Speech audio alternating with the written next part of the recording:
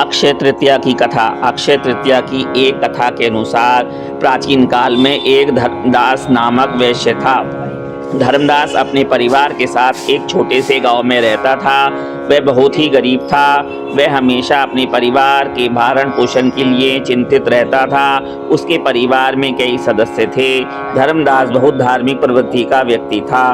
उसका सदाचार तथा देव एवं ब्राह्मणों के प्रति उसकी श्रद्धा अत्यधिक प्रसिद्ध थी। अक्षय तृतीया व्रत के महात्म्य को सुनने के पश्चात उसने अक्षय तृतीया पर्व के आने पर बहुत जल्दी उठकर गंगा में स्नान करके विधि पूर्वक देवी देवताओं की पूजा की।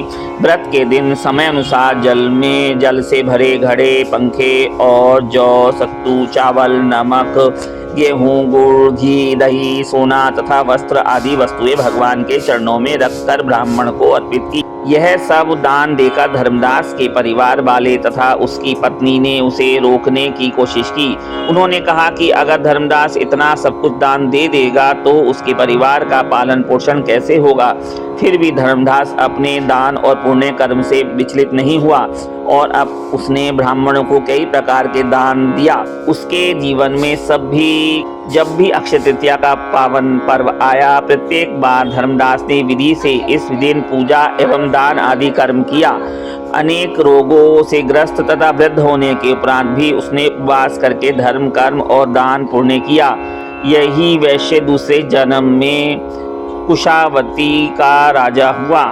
मान्यता है कि अक्षय तृतीया के दिन किए गए दान, पुण्य व पूजन के कारण वह अपने अगले जन्म में बहुत धनी एवं प्रतापी राजा बना।